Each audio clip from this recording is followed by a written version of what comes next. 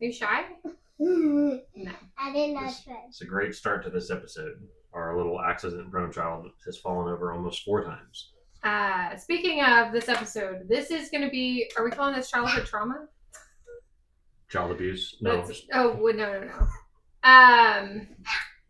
We are talking today about injuries we've had as kids and more relevantly, our kids' injury list. Yes. So with that, Trace, what is a time you got hurt? Can you tell me about a time when you hurt yourself?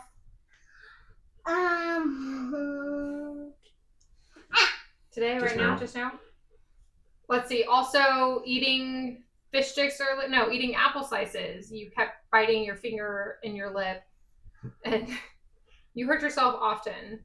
Can you sit still and talk to us?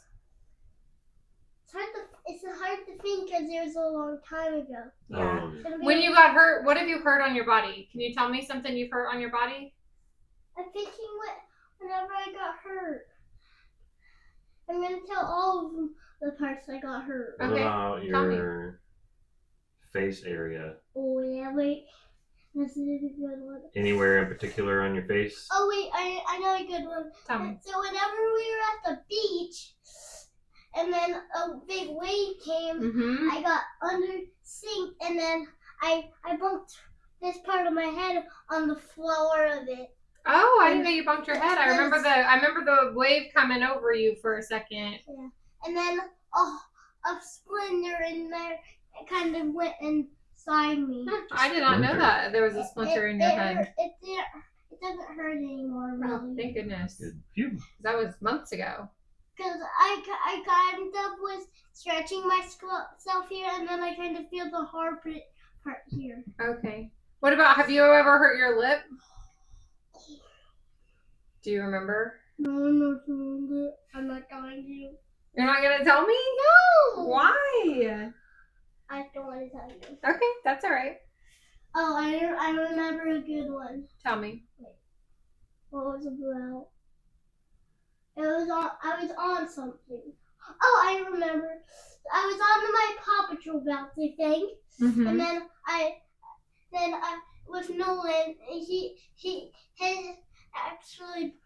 mine actually didn't have enough air, and then it popped, and then it bumped me, and then I hurt my bottom. It hurt. It doesn't hurt anymore.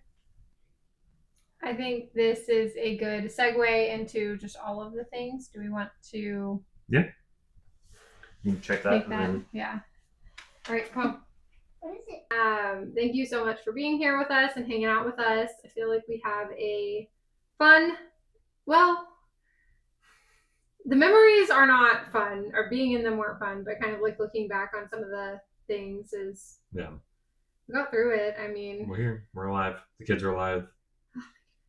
We're back in our studio. Oh, hey, studio. We had a cool trophy added to the mix, but yeah, it shattered. Bummer. Okay, so we are talking childhood injuries, broken bones, stitches, high-speed chase to get home after what we thought was a bad injury, all the things. Do you remember that? I will whenever we start talking about it. That's the good thing about me having you is I have a lot of things in here. It's just getting the box out to talk about it. And I'm like, oh yeah, I do remember that. So I think we're going to kind of work our way back to present day. So start at the beginning. Have you ever broken a bone? I have not. Stitches? I've had stitches. I had tubes in my ears when I was a kid, and I don't remember when they got taken out, but they both got taken out, and my right ear healed fine, mostly fine. There's like some scarring or whatever, so I have like 20% hearing loss on this side, but that might be more due to other things. But this one didn't heal, so you don't think it has to do with like shooting or having shooting does that? Too ear probe? Yeah. Probably. There's definitely other music things. too loud. Yeah, those things. Wear ear probe, kids. We do finger guns a lot. So yeah, this side didn't heal, and then they had to like cut the back of my ear and then lay it on the side of my face, pull like tissue from the area or whatever. Yeah. I gotta stop saying or whatever. It's bad. Apparently, I say it a lot. I think so. So yeah, they put the tissue in, sealed me back up, and then so I've had this scar for there forever. And if you look at me like perfectly, this ear like sticks out a little bit more than this one. It healed pretty well. Like you can't really tell. I couldn't. Yeah. But and then what else? There have been a couple of times where I probably should have gotten stitches but didn't. Yeah. I've got like a really soft spot on my arm from trying to hop a fence. Oh, it was. Why are there razor wires around a playground? Well, you know? I mean, why are you climbing a fence with razor wire? I think is a more pertinent question. But McDonald's napkins to stop the bleeding, and then the little butterfly bandages or whatever you get from like Walgreens. It was fine. Yeah. So I think I fractured my pinky toe on the door frame one time, but never did anything about it, and it's fine now. So it's fine. What about you? Let's see. Where do I start? I did break an arm. Broke my arm when I was in kindergarten on the monkey bars. Classic, basic, you know. No, I actually remember it was like a weird day. We were able to be on the big kids playground, so I was out there with like the third graders, and I was on this like huge giant playground. And I remember doing the monkey bars and making it to the first pole where I could make my way down and like fireman style, like slide down the pole or whatever. And I was so proud of myself. And so I went to do it again, but my little arms were so tired. And I was trying to swing from one to the other, and I didn't make it. They were so big, and I was so little. Yeah. And so I fell and took the full fall on my left arm. So I broke that. And I don't really like remember a whole lot of that. But I don't remember a whole lot of my childhood due to multiple undiagnosed concussions. The first one was another playground injury. It was fell from a slide, and I was like the big slide. Once again, it was just like massive. And so I was trying to get my friend to come up. We were going to slide down together, and she was like, no, it's dangerous. And I was like, it's fine. And so I was sitting at the top, and I leaned down to like tell her to come up. And when I leaned down, I fell forward and hit my head on multiple of the steps on the way down. And the way the story is told to me, she ran inside. She's dead. And like ran to get the teacher. And the teacher's like, listen, I'm going to the bathroom. I'll be out there when I get out there. Obviously, this is a lot of like storytelling along the way. And no, she's probably still there. She was there for a long time. Because when the story got told to me, I was a lot older. And I was like, there's no way she would do that. Anyway, so that was the first one that, I mean, if I was knocked unconscious, I'm pretty sure I had a concussion. Did we go to the hospital? Nope. Nah. I'm pretty sure my mom almost was like, just put her on the bus. Like, if I go now, and by the time I get there, she would have already been home on the bus, because it was like a hour-long bus ride. If it was also an hour to get to the school, because we were out in the middle of nowhere. Yes. There were more cows than people out there. So that was one of them. Another time we were on our way back from a water park, and for some reason my sister must have known we were going to be in a car accident this day, because she let me sit in the front, and I never got to sit in the front. And so I was sitting in the front seat. She was in the back seat of a little, I think that was the blue truck. I don't really remember, but that speaks to my concussion. But my mom's wheels locked up, or steering wheel locked up or something, and she wasn't able to make a turn, and it was a very steep ditch. And so we went, off the road into the ditch, and I cracked the windshield, and there was a crack all the way across the windshield to the driver's side. I hit it hard. And I remember waking up walking down the street. Like, I remember like waking up again in the back of a car, and then they met my grandpa somewhere, and I like woke up, and I was in my grandpa, or in a different car, and like I just kept coming to. Yeah. And they did the whole like, what's 2 + 2, and oh, you're fine, you know your name. you're fine. And so they just kind of kept an eye on me. So again, undiagnosed, but knowing what I know now, pretty sure I had a concussion. Yeah, I don't really remember like concussion protocol when we were younger. I'm sure there was. Right. It was just kind of like, meh. But it's really only come into light more the last like 10 or 15 years. Well, even whenever we take the boys, like, because Michael's had an injury where he hit the ground playing basketball or whatever, so he was jumping up and then fell to the ground and didn't lose consciousness, I don't think, but he was a little disoriented, so they're like, you should take him. But even then they're like, man, just keep an eye on him. Yeah. Like, look for these things. Luckily, none of our kids have ever had the severe, like, throwing up. Never throwing up, never had any change in their pupils or any, they've never had anything that's like, whoa. But so yeah, those are my main ones. There was like a couple of other things here and there. Never any stitches. Lots of cuts from barbed wire because I was always going through the barbed wire fences. But I think that's it. I want to say until I got pregnant with Trace and I sprained my ankle was my next big one. And it was like a true, like, massive swollen. Had to get x-rays because I wasn't sure if it needed more, whatever. I thought you broke it. I thought for sure I broke it. So that's all of ours, I think, right? Like, there's pretty much, yeah. I mean, I always had bumps and bruises, and I mean, played a lot of sports and everything. Got bit by a dog one time in the legs. It wasn't really that bad. What about I got in a motorcycle accident. Yeah, that's kind of a big deal. Did luckily, you go to the hospital for that? No. Just road rash. Yeah, I was only going like 30, 35 on like the feeder. And someone didn't see me and cut me off or whatever. And I had my helmet and my jacket on, but I had regular jeans and like Converse on. Yeah. So my leg got scratched up pretty good, and then it went through the pad on the elbow, and then the whole side of my helmet was all scratched up. But I mean, I got right back up and finished going where I was going. Like, it was, might as well have been on like a bicycle, Luckily, it wasn't bad, and everyone was going fairly slow.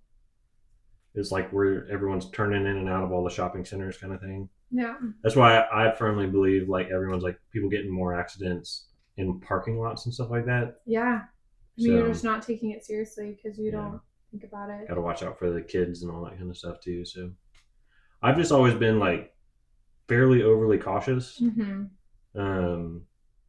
Think things through pretty well. And I'm not doing that. So when a lot of other people would, do something stupid and get hurt. I did. I mean, I felt like I was constantly climbing the trees. We were always exploring. So lots of going through barbed wire fences. We roped a cow one time, or a bull, sorry, that we had no business roping, that we're lucky we didn't get like stampeded or something over that. Yeah. Like, I was always hanging out with people doing dumb things, and I don't know why they brought me along, because I was like, guys, this is a bad idea. We shouldn't be doing this. Somebody's gonna get hurt. Yeah. And it was me. Like, they would throw like all the beer bottles we'd find on the side of the road. They would throw them into the road, and they were, filled with sand and all kinds of stuff. And they'd been there forever. So they're like throwing them, and they're watching them shatter, and glass is flying. I'm like, what Walking are we around doing? barefoot. I was in flip flops. I feel like that counts. I was mostly barefoot most of the time, but if we went that far, I usually had shoes on just because rocks and sticker burrs were probably the main reason I would be like, I guess I have to wear shoes today. Yeah. But I mean, we were always out, and I was in like shorts and flip flops, and we're going like trekking through the woods. I swear, I never saw a snake. Never once did I see a snake. I mean, we always had them in our yard or something like that. Not always, but I remember specifically like 2 or 3 of them. But it was always one of those things like, watch out for them because they're out there. But my grandpa would always be like, put some shoes on. You're gonna get bit by a snake. Yeah. Or then like during hunting season when we're actively trespassing on people's property that all have 10 or more acres. I mean, we were out in the country. Yeah. And I mean, we were passing by deer stands. Like and he's like, you're gonna get shot. Don't shoot. I mean, so I was not necessarily like a safe child. I just built somehow, some shady tree houses and all kinds of. We did. We built our own tree house.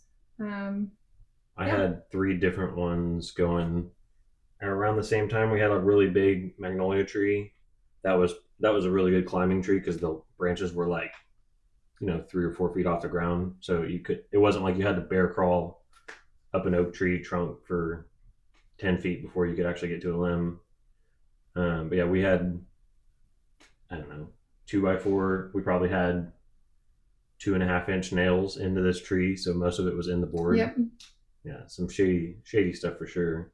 We did leftover wood from other people's projects, and then same thing, leftover like nails, and so they were like already pre-rusty, and we're like, it'll be fine. Good times. I don't remember anything crazy. I always, little bike wrecks and things like that. Right. I rollerbladed at the local BMX park thing and fell and hit my head a couple times, but I don't really ever remember seeing stars or forgetting anything. So who knows? I probably have had a concussion or two, but nothing serious.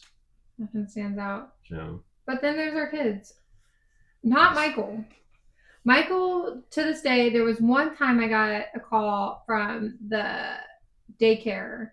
He was rolling a car and he hit the lip of like the door frame or whatever, and he hit the lip of it, and so it stopped. The car stopped, but his momentum kept going. So this like bulldozer tractor thing, whatever the toy had on the top of it, just jammed into his chin. So to this day, as he grows, so does the scar. But all they did was glue it. Like it wasn't anything too serious. And so he was never sick, like just his regular checkups, never had to do anything. And then Nolan entered this world, and I got seriously, I got the flu shot in the hospital with him, and when we got home, me and Michael both had the flu that first week of Nolan's life. But yay, breastfeeding, Nolan didn't get it. But he did end up getting some type of staph infection or something, because when we went to the doctor, I don't remember what happened, but they were like, we're going to draw some blood on this. Go ahead and go home, but we're going to draw this blood and then we'll call you back if there's any results that we need to talk about. If you don't hear from us, no news is good news. So when I get a call at 9:00 at night from the doctor himself, like, hey, you should go ahead and go to the hospital now. I'm like, well, my 2-year-old's asleep. Like, what do I do? He goes, I don't know what you're going to do, but like, your baby needs to go to the hospital. We need to run more tests. And always worried about Michael. And they were like, I know. And they were like, possible, like, draw some spinal fluid, possible this, possible that. And this is pre-nursing school, anything. And I'm just like, what? Like, this is all so serious. And so it ended up being a bad blood draw. He was actually fine. The initial doctor's office sample got contaminated. So it looked like the infection was in his bloodstream, which is, they were very scared about. They were like, we're going to want him already to have the IV. So that way, if he needs antibiotics, we can, whatever. But he was fine. But from the jump, he started with all the scares and all the scary doctor's visits and calls. And then, so that was Nolan's first incident. The next incident up was also Nolan. And we were at a friend's house, and just someone had like a mirror leaning against the wall or something that got knocked over. Yeah. So we were at a friend's house, and you weren't there. So it was just me and the boys. And there were a lot of kids, not a lot. There was like 5 or 6 of us 5 or 6 kids. And they had all played outside after like a rain. So it was like puddles and muddy kids or whatever. So 3 of the kids had taken a bath. Nolan was one of those, like the littles, like they were all 2 and under. And so they had all taken a bath, those 3. And then Michael needed a bath separately because he was a little bit older. So Nolan was about almost 2. Michael was already 4. And, or about to be 4, I guess. And so I kept trying to get Nolan to just stay out of the bathroom because the floor was wet from all these other kids being in there. And I'm just trying to get, Michael's already washed off everything. I just need to get Michael out of the tub. But every time I turn around, Nolan's slipping. And I'm like, just stay out, just like right here, stay right here on this carpet. Outside the doorway, I can see you. He wouldn't do it. So my friend had a baby gate to keep the babies out of this room. I look through the room. There's nothing in it. It's fine. There is a mirror. There's 2 mirrors in the room. And I put him on the other side of that baby gate. And I turn to go to the bathroom. And I hear the boom of the mirror. And that was when I realized it wasn't attached to the wall, because it was a huge, it looked like it was on the wall. Yeah. And so I turn around and watch this mirror fall on my kid and crush him. Like, I mean, essentially that's what it looked like, was that this heavy, huge mirror fell on my kid. Yeah. And so the glass shatters everywhere. I hop the fence. I'm in there, the baby gate, not a fence, but you know what I mean. And I'm in the room through all the shards of glass. I've scooped him up. I'm holding him and I'm checking him for bruises, for glass in him, for anything and everything, except I was 21, I think, at the time, and nothing was computing. I was actively assessing him, but nothing was registering. So I remember, like, I saw the cut on his back. I saw that his hand was bleeding. I couldn't really tell where, and there was blood on his foot, and I could see these things, but I just kept looking for the thing, like what, I don't know what, but I just kept looking for the glass in him, or kept looking for signs of him, nothing was actually processing, because I was looking for something, I don't know. And so luckily my friends, somebody else came in the room, even though they were told not to by their husband. They were like, she's not, there's a cut on his back, and they kept telling me, put pressure on his back, but like nothing was computing. Yeah.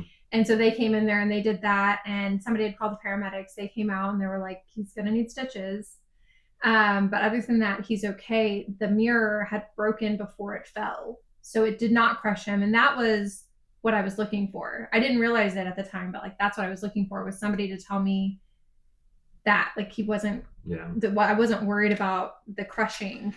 I mean, thank God that didn't do anything worse, because because then the next thing after they said that was, I was like, so you mean shards of glass fell around my kid? That's actually worse. Could have been so much worse. Pause.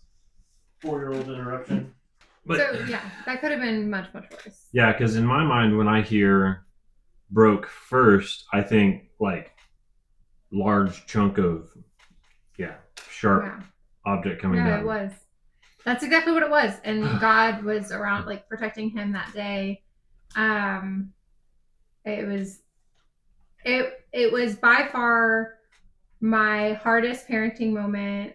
I took a lot of the guilt, because I placed him into this dangerous room. Like, I made that decision, not even considering that outcome. And he ended up getting stitches in 4 different places. So he did have to get sedated to get, stitches on one of his hands, the opposite hand, his ring finger. The bottom of his foot was the worst one, and then his back. Yeah. And so he still has every single one of those scars, as you would expect from stitches. But that's, to me, is what's crazy, is I'm like, every time I see, I'm like holding his hand and I see the cut on his hand, or the cut on, and I'm like, oh. So that was probably my most traumatic parenting moment. Yeah. I think that a lot of people in frantic moments or chaos or whatever, when you have a lot of things going on, you're just trying to get this thing done, is usually when like mistakes are made. Mm-hmm. But I would say probably 9 times out of 10, we do stuff like that every day without even really realizing it. And some people are really hard on themselves for making those mistakes, and I don't think that's fair, because like we're human, like, so I don't know. I hear all the time, I did this and my kid almost did that, or like it was really scary, whatever, and I'm like, yeah, that's we're like trying to survive, Definitely. I've learned to give myself a lot of grace, but I like also make sure I hold a piece of that with me, so that I do think through those moments. I think my main takeaway was that fight, flight, or freeze. Like, I froze. And when it comes to my kids, I was like, I can't do that. for myself, okay. Yeah. If that, whatever, like if I paralyzed with fear, that's one thing. But for my kids, I have to show up. I have to. And so until the paramedics told me, hey, the mirror broke first, that's when I was like, okay. And they're like, do you want to go on the ambulance? Like, or do you want to drive yourself to, like, they're like, we're not going to give him anything. We're not going to do anything in the ambulance, but we can give you a ride if you don't think you can drive. And one of my friends was like, we'll drive her. So that was the first decision I made. I said, yep, I'm going to go that route because, I mean, the ambulance bill or whatever. And then getting there and filling out the paperwork, sitting in the back seat with Nolan on the way there, like just all the little things that it was like, okay, it's time to show up. Like I have to. I mean, I was 20 years old making these like big decisions and doing these things, and I was just like, this is it. Like this is what parenthood is. Yeah. And it's crazy to me that I never had that beforehand because everything was so easy. Yeah. And so yeah, I learned a lot from that moment, and honestly, Nolan and I bonded a lot in that moment because he was so brave and so like tough. And Nolan, like every time since then. Every single time since then. And so he had a pretty good little stint there for a while of not getting hurt again. So that happened right before he turned 2. And then the next big one was in 2019. He would have been 6 or about to be 6. Yeah. That's what it was. It was August, so he wasn't 6 yet. And this was my big traumatic thing. This was your worst. So I'm going to let you tell this one. So we were in a friend's pool or whatever, and we'd been in there a while. It was like at least an hour or more probably, and jumping off the sides, jumping off the waterfall, having just a grand old time. And it just never registered to me when the change from jumping in forward, like this into the pool, to then turning around backwards and jumping backwards into the pool. I just didn't think that, like, obviously in hindsight, I'm like, well, that was dumb. Like, don't let them do that. So now Trace doesn't get to do anything fun. Mm-hmm. But so Michael jumped off the waterfall backwards, and I was like, I didn't really like that. Maybe not from the waterfall. So Nolan got down and then jumped from the side of the pool. And when he jumped, he leaned in forward like you would if you were jumping forward, and just right on the rock, like, people get the pools lined in rock or whatever.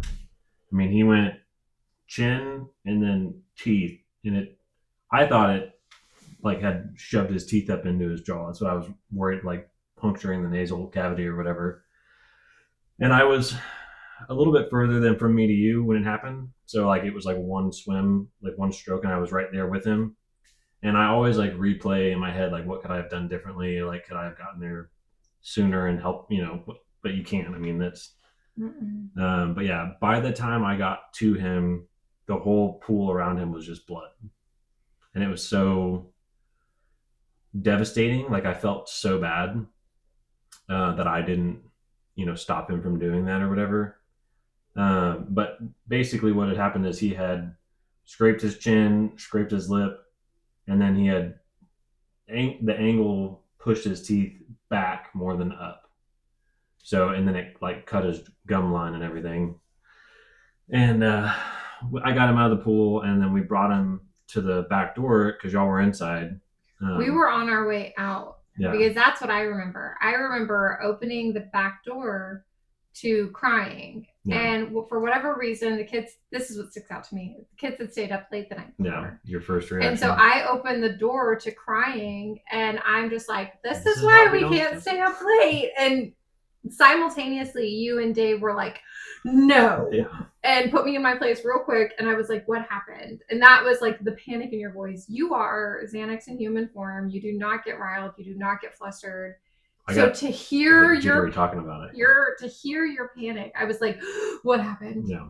And so that's when I walk out, and y'all are, both of you, because also Dave is super chill. And so to hear his panic too, he was not quite your level, but he was nervous, and Nolan was crying, and I was like, oh, okay. So yeah, you already had him in the towel. Y'all were coming inside. We all sat down and decided what to do.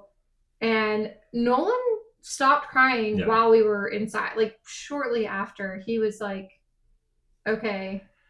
And so that leveled me real quick. Yeah. He was incredibly he just has a really high pain tolerance or something, I think. Because it was the initial shock. Obviously, it definitely hurt. Mm-hmm. But most of the time, when the adrenaline wears off, is usually when people hurt more. Mm-hmm. And his seems to be the opposite. Like, it's the surprise of it that scares him, or like and the emotion of it, how we react. I think he also parrots a lot of that because he feels other people's feelings. So I think some of it is that. But no, we ended up going to an emergency dentist. The first one we went to is not the one we ended up going with, but we were at that first one and they hadn't even assessed him yet because they wouldn't before talking numbers. And that just told me all I needed to know is that they were like, it's going to be this much for this, this much for this, this much for this. But you have us in a consult room like you're going to see him. Yeah. And then you're just talking numbers while he's clearly that was up. I don't remember where we were whenever he was like, oh, here's my gum. And I was like, wait, you were chewing gum this whole time? Both of us freaked out. You've been chewing gum this whole time? Yeah. And he was like, no, like, here's a piece, like a chunk of his gums. Yeah. Was like hanging on still, and he ended up. So chill, so casual, like he was spitting out gum he had been chewing. But it was not. It was a piece of his body. And that's like, that was the first moment. Because he's always talked about like going into the military or doing something like big or whatever, and I was like, this kid has whatever that is, like that stoic energy that, I don't know what it is, but and the comic relief. Like I feel like his timing, his whatever it was. I mean, I'm over there stressing about, okay, this much per X-ray. You're saying it's going to be 3 X-rays for the top, 3 X-rays. I'm over here like concerned about the budget, and he's like, "Well, here's a piece of my gum," and in just true Nolan form. So, and then we ended up being told it wasn't too emergent. He could wait till the next day. They're just going to pull the teeth, but there was nothing to worry about. Soft liquids, whatever, all the things, soft food diet, liquids, whatever. Yeah. And ice cream. But we went ahead and went to an ER just to see because it was his lip. We were worried he had bit through. And I was like, I don't think they're going to do anything for it. But I was like, maybe we need some type of prophylactic antibiotics. Did they put glue on there or something? I thought they might. They didn't. They were That's like, right. They were like, it didn't go through and through. Because we saw the inside of the lip was bleeding, obviously, from the trauma. And then we saw incisions on the outside. So we just wanted to get it assessed. And they were like, he's fine. They didn't end up doing anything. But that's when that was the first time somebody was like, what is your pain? 0 being you don't hurt at all, 10 being worst pain you've ever had in your life. And he, again, it's been a couple of hours since then, but he was like 1. We gave him no Tylenol, nothing at this point, and he's just like, it's a 1. That's fine. He's just such a BA just kid. Busted my 2 front teeth out and ripped my gums up. Yeah. Off, like, yeah. Crazy. So we were worried about the second day the most, I think, was like not the appearance there, the cosmetic aspect of it, but I mean, the way you speak and all that stuff, your mouth is so like delicate or whatever. And at that age, he's learning to talk. He had not lost any teeth yet. His first time losing teeth was traumatic. Yeah.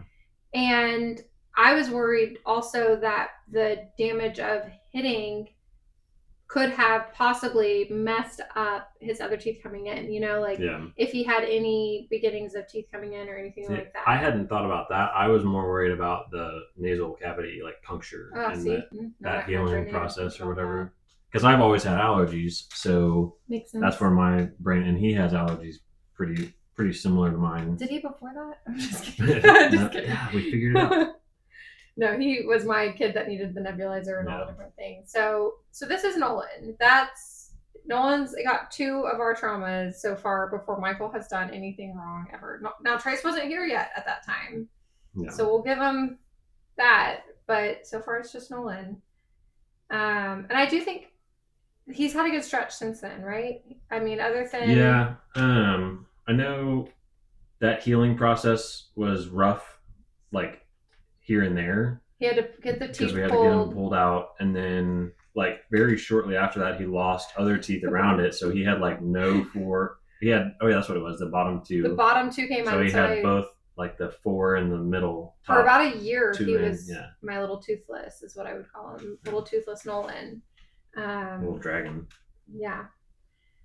But I want to say that was it for a while. So he was about to be 6. And then Trace came around, and Trace has all the other face injuries too. Lots of busted lips. I don't know if we're like really going into like non-injury things. No, I mean sickness, because both Trace and Nolan have had to have the breathing treatments and all the drainage, all the things. So no, I kind of am thinking more just because that was always my thing with Trace, was like the first 4 months or so of his life were like cake. Like we had him sleeping in his own crib, and then he had like some kind of major nasal issue where we had to sleep with him like sitting up, and that just ruined our plan of having him in his own room by like 6 months. And so that was, and then he was always, even whenever he was toddling around, he was always injury prone, like getting fingers stuck or all the little things. The one that comes to mind is we were at this house, and we're in a cul-de-sac, so the kids play outside quite a bit and with friends or whatever, and they were doing something in the driveway, and they were just in the driveway, and it was Michael, Nolan, and Trace. And Trace had a little Strider bike, and he would love to kind of like pick up his feet and go down the hill or go up, like Superman, whatever. Kind of like Superman, exactly. Feet would go back. Yeah. And I was in and out, and we still don't really do that, where we leave Trace out there without an adult. So I don't really, I was not inside. We were working in the garage or doing something. You weren't home for this one. Oh, this is that one. Yeah. This is that one. See, he's done that several times here. He's busted his mouth open or something. Yeah. Yeah. But you weren't home, and so for the life of me, I can't remember why I had come inside. And like I couldn't have been in here long when the boys come in and tell me that Trace is hurt. And so I'm looking at Trace, and I'm I'm trying to see, how bad it is. And he's crying, and it's his mouth. So the bleeding plus the slobber or whatever. And so I'm like, Michael, you were going to go buy a TV that day. So you were going to leave work and go buy a TV. Because we'd only been in the house for like a couple of weeks. We hadn't been here long. Yeah. And I think that's part of it. What it was too is we didn't really have 2 of the other neighbors. Like this was still like early. Yeah. And so all I wanted was, I was like, you needed to not go get the TV. I needed you to be home to stay with the other 2 if one of us needed to take Trace to the doctor. I knew it wasn't emergent. It wasn't like get an ambulance. It wasn't anything like that. But he might need to go get it checked. And I wanted Michael to tell Dad to go ahead and come straight home. Do not get the TV. Everything's okay, but we might need to go to the hospital. Everything's okay, but we might need to go to the hospital. But I needed him to go to the other room because Trace would not stop screaming. Yeah. And so if you heard Trace screaming, you weren't going to believe whatever Michael said anyway. So I needed Michael to go, make this phone call, whatever. So Michael does, and he comes back. He gives me my phone. Everything's fine. I had no idea that you were in a state of panic because he did not relay that message. What did he say to you? Who knows? He was frantic. May or may not have to get an ambulance, or Mom already called an ambulance or something. So I got pulled over twice on the way home, and I was like driving on the shoulder with my hazards on and like freaking out. Like I had no idea what was going on. I could hear Trey screaming in the background.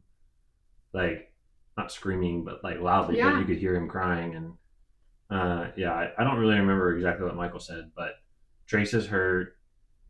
I don't think he ever told me he's okay. No, he did not understand the assignment. It's like, so I was like, I think I called you back a few minutes later, and I was like, am I meeting you at the hospital? Or it wasn't a few minutes. It wasn't, because I was going to say, I had no idea until Trace had finally settled down. Yeah. And then finally I was able to like text you or check my phone or something. And I was like, oh my gosh, he's freaking out. Yeah. And that's when you were like, by then you had already been pulled over twice. By the time I talked to you, you were like, I had made it 10 or 15 miles or so. I felt so bad. I was like, I should have just called, but I couldn't set Trace down. I couldn't, like, anyways. Yeah. That was another one that has turned hilarious. So funny. I think. Luckily, both the cops that pulled me over were cool about it. They were like, just don't drive on the shoulder, do the speed limit, whatever. And then obviously I didn't listen because I got pulled over again. Yeah. So funny though. But he ended up being fine. I texted one of my nurse practitioner friends, and she also was like, "Ooh, that's borderline." But when it's the face, specifically the mouth, they're not going to really do it. Especially kids, they're not going to do it. Did he bite his tongue or something? It wasn't his tongue. One of them we were worried about the palate or whatever, the scarring on the tongue causing lisping. I think that was Trace. Well, I think for him it was his lip has definitely gotten beat up. It was the lip, and he still has like a perma busted lip. Yeah. But yeah, his is just, and I think any other injuries he's had since then has only made that same. But Trace has a little bit of a lisp, and he probably will just because of his all of his injuries to specifically his lip. The kid busts his lip. But he really hasn't had anything else, right? Trace hasn't had. Am I missing something? It's always just been his face. Yeah. I don't remember it. He dislocated his arm the one time, or his elbow. He had nursemaid's elbow. Nursemaid's elbow, yeah. And by the time we actually got to the doctor, he was fine. It was another time, like, I'm always iffy. I'm like, I know what they're going to check, and then I know what they're going to say. And I had even looked up how to reset the elbow, and I had done it. But when I got to, like, this point, or whatever it was, the way he reacted, I was like, never mind, I don't want to make it worse. Yeah. And the doctor ended up telling me, because we're in the waiting area, and it was like he would go to sit down or he would go to move, and if it bumped his arm, he would just cry. Yeah. And so I was like, okay, I'm glad we're doing this. 2 or so then? Maybe 3? And I was like, I'm glad we're doing this because he would just cry so much if we just bumped it wrong or whatever. And so I was like, okay. And so then we're in the waiting area, and he's nursing it. He's being very careful. Like, he's not, but when we were actually in the room to see the doctor, the first person comes in, looks at him, and then leaves. And then now we're waiting for the actual doctor. So we've made it all the way to this point when all of a sudden, out of nowhere, he's like, look what I can do. And we're like, are you kidding me? And then the doctor walks in and he's like, I'm fine. And so that's when she was like, I think when you tried, she's like, you probably did reset it. Everything you're saying sounds like it was that. Even once it's reset, it's sensitive until about 30, 45 minutes. So next time, just wait the 30 to 45 minutes. Yeah. And I'm like, it's almost every time we've ever gone to the ER or urgent care or whatever, it's like we're on the fence. It's like not quite bad enough, probably. So, what's our most recent? And then this topic came up because this is his 3rd year of football, we decided, right? Yeah. Yes. 3rd year of football. He's played every other sport. I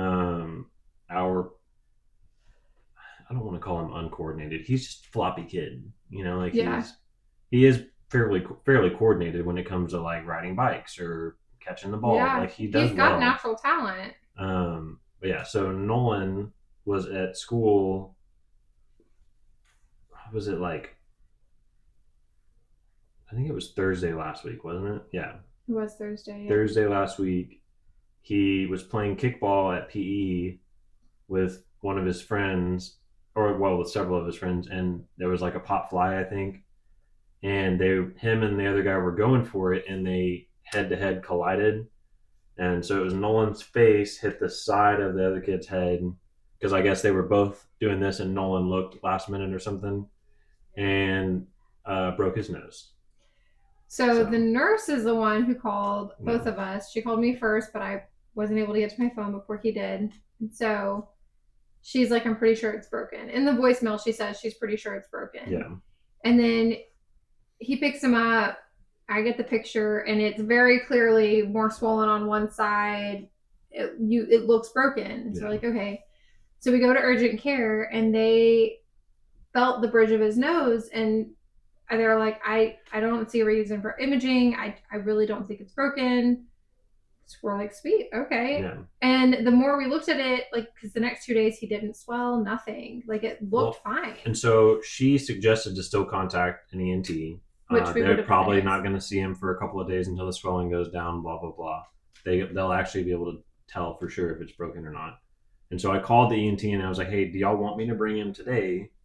Or would you rather me bring him like Monday or Tuesday next week once the swelling goes down? And they said bring him in first thing Monday morning and we'll check him out. And so over the whole weekend, we were like, oh, it's probably fine. It's just swollen.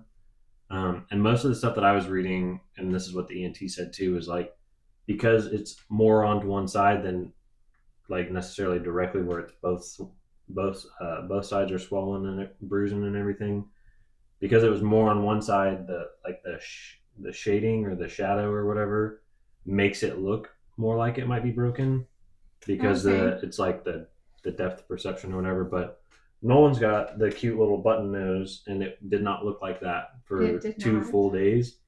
And surprisingly, he never got like the black under the eyes or anything crazy. But which to me reaffirmed that it's not broken, because if you mess with the bridge of this nose, that swelling doesn't really have a whole lot of places to go, so it ends up messing with your eyes. Little bit of yellowish tint, but no bruising, no dark circles. So I was shocked. Bloody nose. I was shocked when you were like, ENT said it's broken. So Nolan gets to get it reset. He gets to have another nose procedure because he's already had adenoids out and he's already had another nose sinus related procedure. Do you remember what it was called? The turbinates. No, the new thing, the broken nose. The closed procedure. Reduction? Yeah, closed reduction. Yeah. Which to me, I was like, you mean they're not just gonna put it back? No, they go in with like a butter knife and whole setup. We have butter knives. I know. I'm like, I asked her, I was like, how sedated is he going to be? Or what's the like, what is the process? And she's like, he's going to get intubated. Yeah. Goodness. Intubated? I know. That's what I said. I was like, really? You can't just. Everything I was reading said local anesthesia, but I think that's for adults. I think it's for adults. So. I mean, that's what I pretty much have heard too, is if it had been an adult, it would have just been in the office, or could have possibly been in the office. So what stinks the most is he has one regular season game left and then playoffs.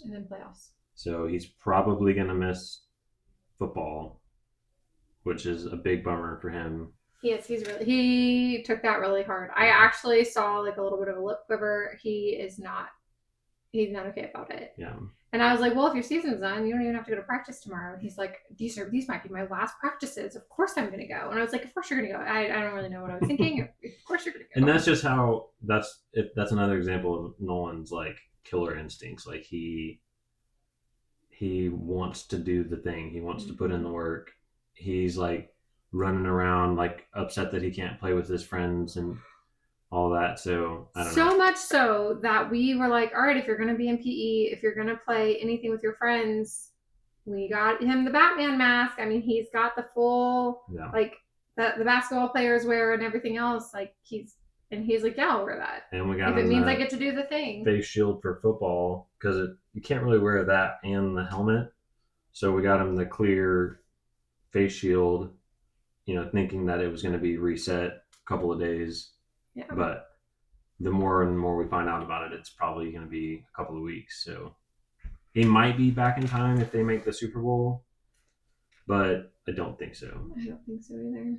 So that stinks. Because he's been in the Super Bowl both the other years. Mm-hmm. They won one and lost one, and so he's gotten first and second in the Super Bowl the last 2 years. And so and then he was probably going to make All-Stars this year. Oh yeah, I didn't even think about that. Well, then he probably, if he makes the Super Bowl, then he can. I did try to talk to him a little bit because I know you've stressed this point. I mean, until you're blue in the face, like if you want to show up for your sport, be careful out of your sport. Like, oh yeah. And I told him, I said, I know this is this is an accident as much as accidents can. Like, I get that, but don't make the big crazy play in kickball. Yeah. The game-saving play in kickball, if it's going to knock you out of Super Bowl, like you've got to start thinking about some of those things, like playing sports in your Crocs outside with the neighborhood kids. As much as I am for barefoot running around kids, like if it's coming up on football season, or especially during football season, socks and shoes, like be aware of your surroundings. Like you don't want, and he'll learn it this time, hopefully. Maybe hopefully Michael will learn from him too. Is like you don't want something outside of, because if an injury happens in the game, you were playing the game that you love. So it still sucks, but at least it was during the game or practice or something like that. And it's a little easier to explain that to your team. Like they were there, they saw it, they understand. But it's really hard to let your team down when, I mean, if for kickball. And again, I think this point's going to get made just because it happened the way that it did. I don't necessarily think he did anything wrong. Right. Like accidents happen and that's okay, but you can still take it and learn from it and be like, but not again.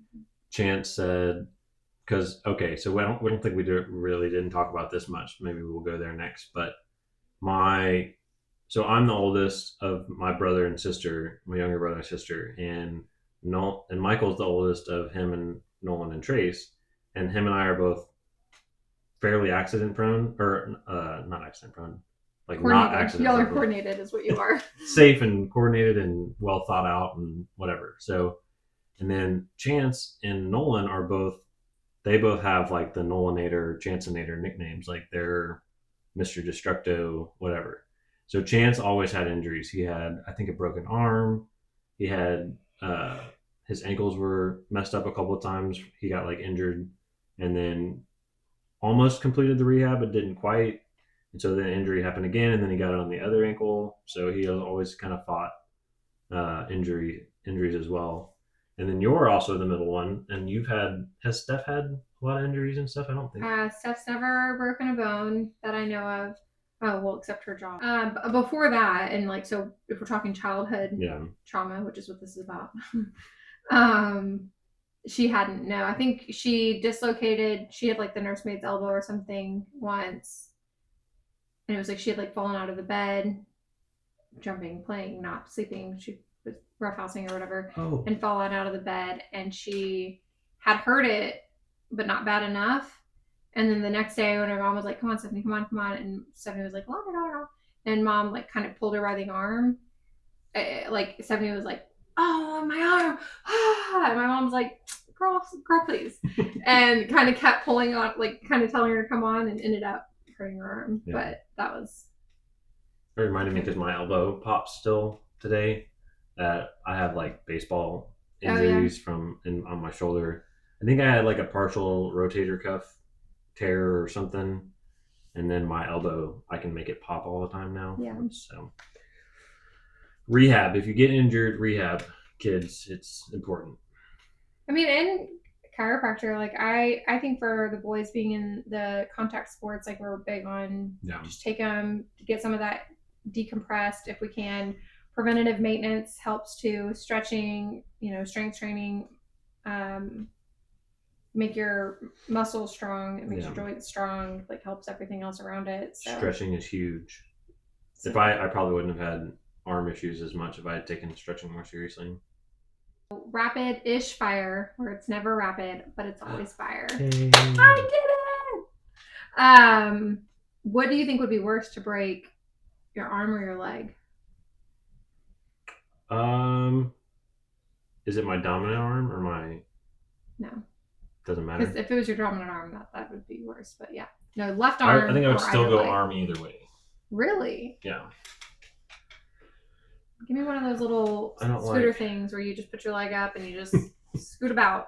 I like being agile and mobile and being able to get away from potential harm and whatever. So the ability to be mobile is important to me. Oh, okay, yeah. Like get up and run or whatever. Just being able to get up and go to the fridge and things like that. I feel like as long as it's not both arms, Yeah.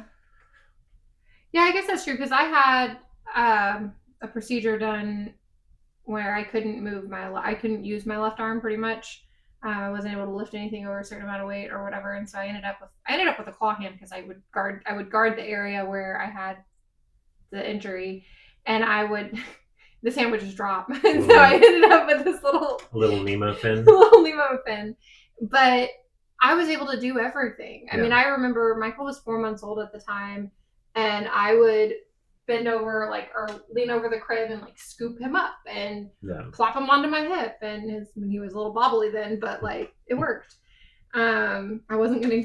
I mean, like I had to do it, so I wasn't gonna not pick up my baby, no matter how mad the doctor got with me. But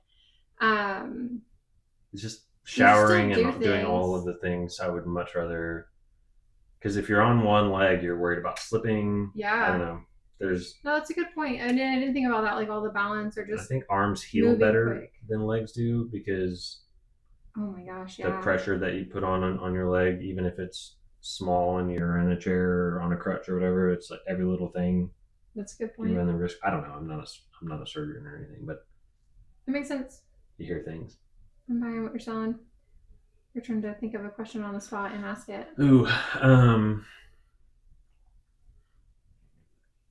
if you lost a sense of like touch, sight, ear, smell. I would lose smell.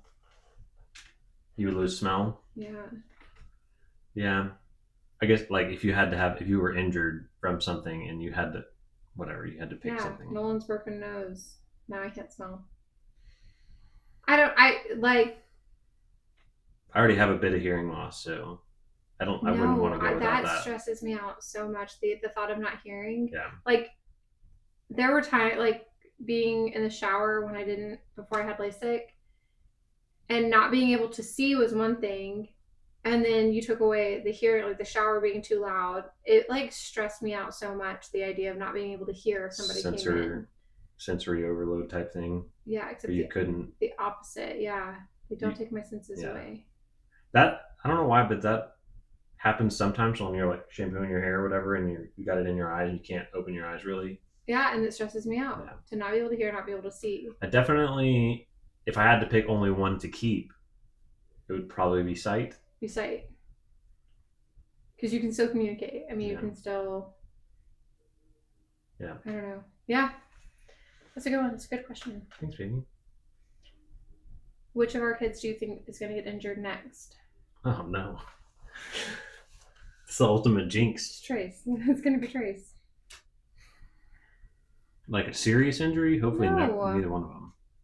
Trace is gonna trip and stub his toe on the way to bed. He's probably hurt right now. No, not serious, obviously. I would never.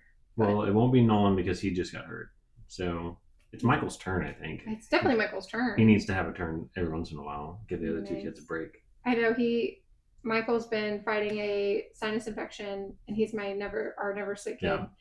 And Nolan was like, "Did we switch places?" Did he say that before or after he broke his nose? It was on the way home today. I picked up both the kids, one for an orthodontist appointment and then one for an ENT appointment.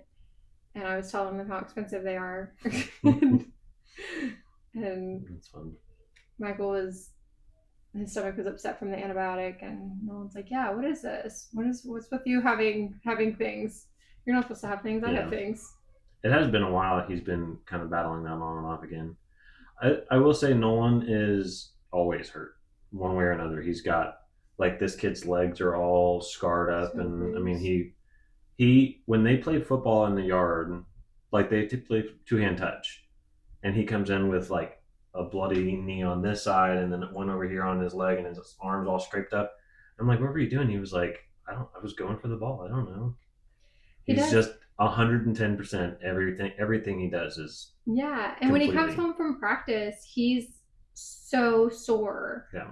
But when you're watching him do the practice, I swear sometimes he does extra bear crawls. Like he'll go back out there with one of the kids and like finish it out with them, or when he's running full speed, and then he gets in the car fine. He's like amped. He's telling us all about it. He's telling us whatever. And then he gets home and he's like, "My legs hurt. I'm so tired." And I'm like, "You gave it 110 the whole time. I would have never known." Yeah. But if he's not hurt, bruised, and banged up, it's hurt because he's sore from actually putting in the work.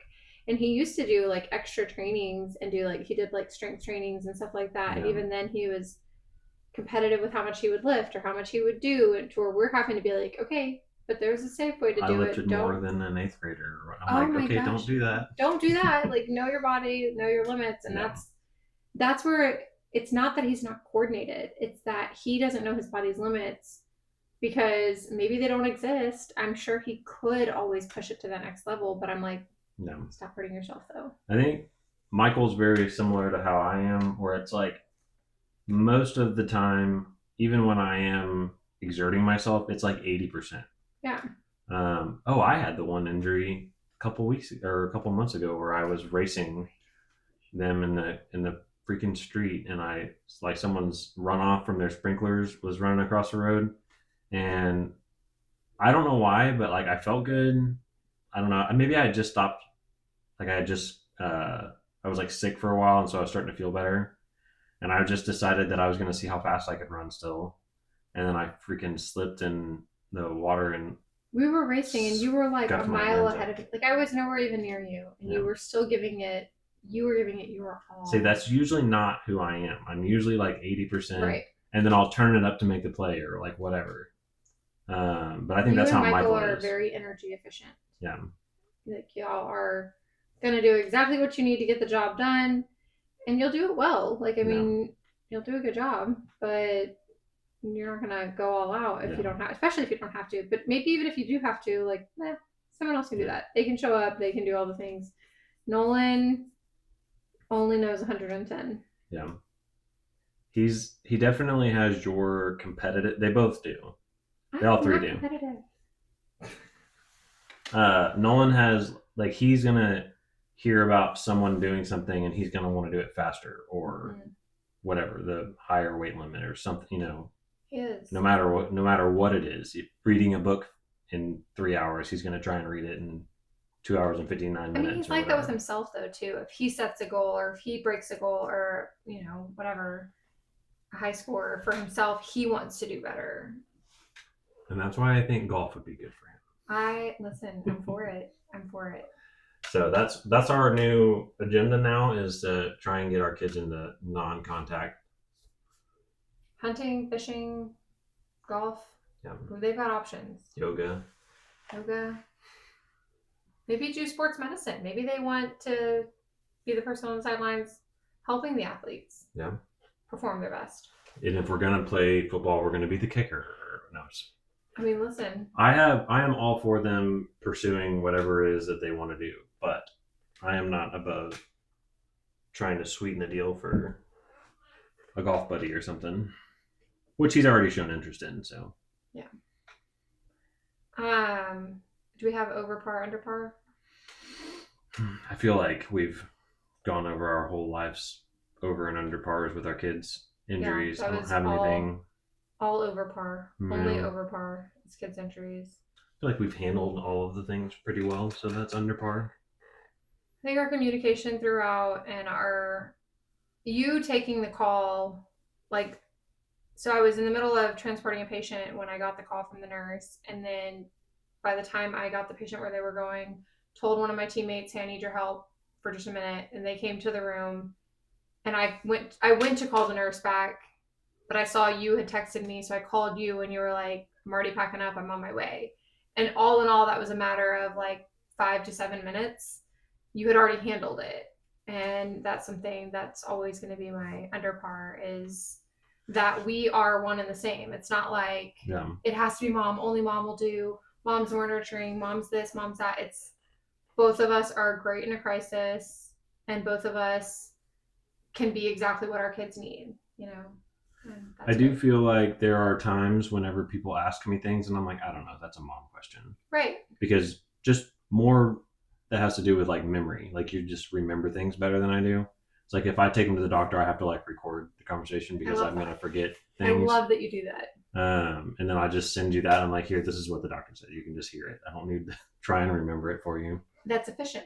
Yeah. It's such a, you cracked the code thing. I love that. I know I have a terrible memory. So like even at work, because I only have a couple houses under construction right now, but I've had almost 60 or a little over 60 at one point, and I know I don't have a good enough memory to remember everything, even when I only have 20 houses. Right. So you have to like write everything down, and I had like a spreadsheet for a long time that had each address and like the big key when I got cabinets, when it's got a whatever.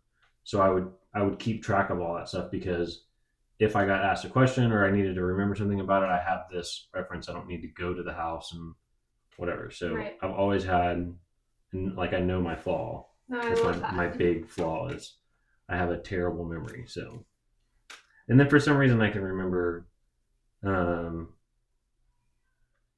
some things. I don't know. What was it the other day? So your dad and I were talking about the 2005 Rose Bowl with Vince Young, and we were like spitting out stats. Yeah, there was something that, and then a commercial came on and referenced. You're like, that's exactly what we were talking about, and you know who played and what happened, and this specific play of this specific year, huh? Yeah. And then a commercial came on, and you're like, that's exactly what I was talking about. Oh, the Matt Leinart commercial. Whenever that's so funny. He gets to be. I think he was like playing himself, and he was like, and then he runs into the end zone to beat the Longhorns in the 2005, yeah. And I was like, that's the one we're talking about. It's crazy. It's a good game. Sure. Even the commercial I don't get, so none of that is computing, and it's still won't, and that's fine. Yeah. Anyways, I don't really remember the commercial very well, but I remember that game. What's your anxiety level after talking about all these injuries? It's good to get it out, you know. Like I don't like. I felt my heart racing earlier whenever we were talking about Nolan slamming his face into the side of the pool. Yeah. And you could probably hear it in my voice. To this day, I've never seen you that level of panic. I don't think I'll ever have it again either, because that was like my one big.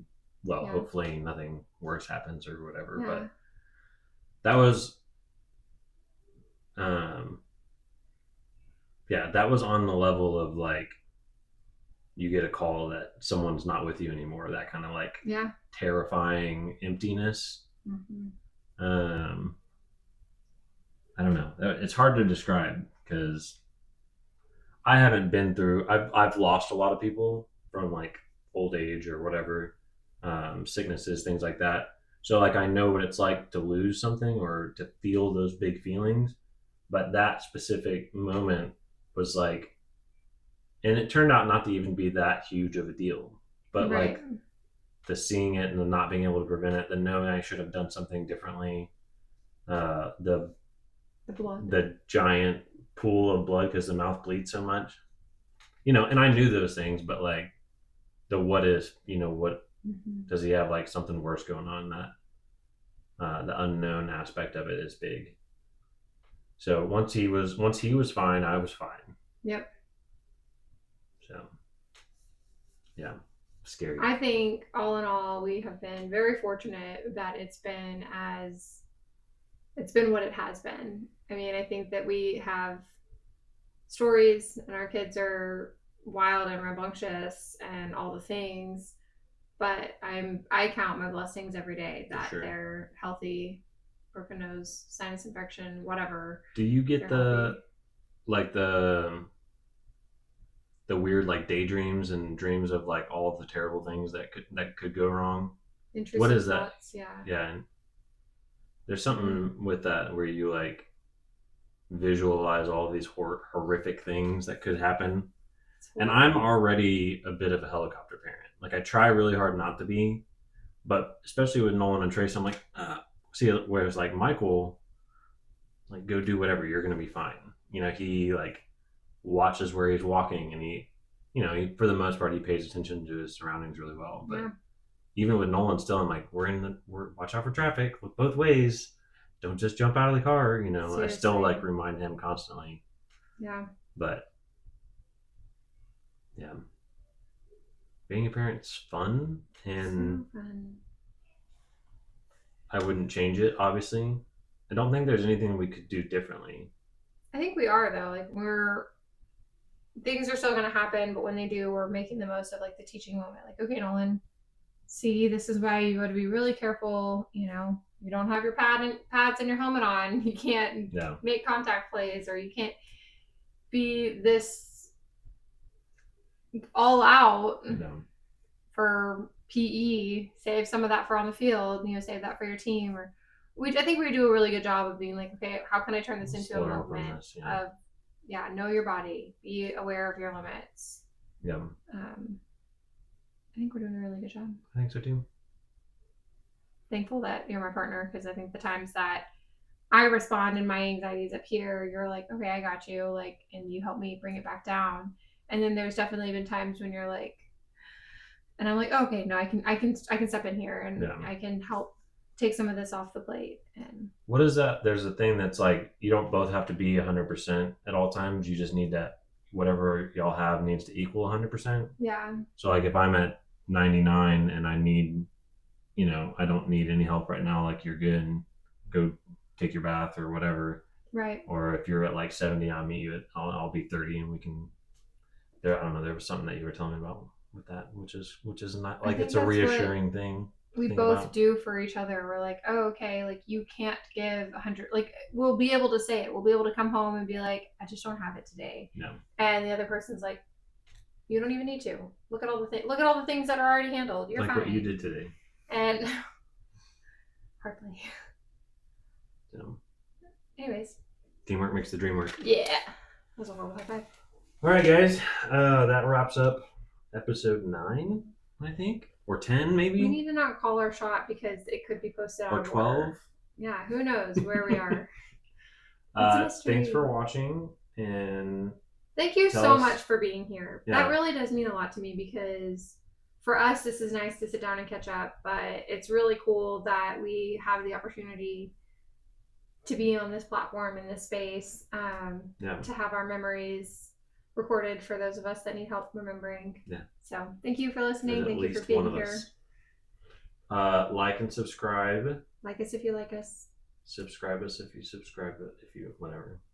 Share your feedback. Let us know your stuff. Yeah, I actually would love to hear. I want to hear about other people's traumatic things with their kids and how they've handled it, and share your trauma. I feel like it's helped me grow a lot, because I've always been fairly, like, I think I'm still 16 sometimes, Mm-hmm. so that some of these things have helped me realize that I'm a father. I have like I have priorities and responsibilities and whatever, so it does help you grow and mature a bit. Like, I've always been fairly mature, but there's that time where you like see yourself in the mirror, or you're like leading a meeting or whatever, and you're like, this doesn't feel right.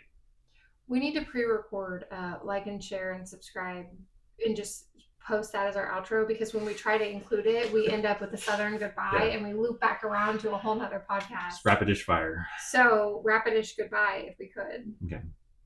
Like us if you like us. Subscribe. Give us your feedback. Share your trauma. Share our podcast. Yep. Amen. I mean, the end. Do you remember when you were playing soccer and somebody went to kick the ball into the net and they hit me instead? Do you remember that? No. It happened like 3 different times. I remember when you were this way and this way. Oh, do you? Uh-huh. I love you. Thank you for telling me your stories. Oh, one more. Okay, tell me. So whenever it's gonna be in the same day, that was a long time ago, when I was trying to do a flip and broke my head. On the bike? Yeah. So, I was driving forward, and then I reached this street, then I reached this stop sign, and then whenever I braked, it was a hard brake, so I slipped off of it. Oh no. Because I slipped, and then I caught myself into the wet road, and then whenever I broke, it made me do this, and then I used my kickstand, but instead I fell off. Oh man, that's a bummer. Did you have your gloves on? No. Your knee pads? Man. We need to get helmet. I mean, we don't need helmet. You had your helmet on. I know you did. But you always have your helmet on, right? Knee pads, these pads, what are and these? then these pads. What are these? Elbow pads, Yeah. and then these kind of pads. Yeah. And then we need just bubble wrap. Just wrap you all the way in bubble wrap. No. No. We just need protection. You're so smart. All right. Do you want to say thanks for watching? You say it. Can you say 5 over par? Can you say What about like and subscribe? You can't say anything? Oh man. I can say. I gotta do it all by myself? I can say, come over again on Friday. Okay, we'll see you guys on Friday. Come back on Friday. Good night.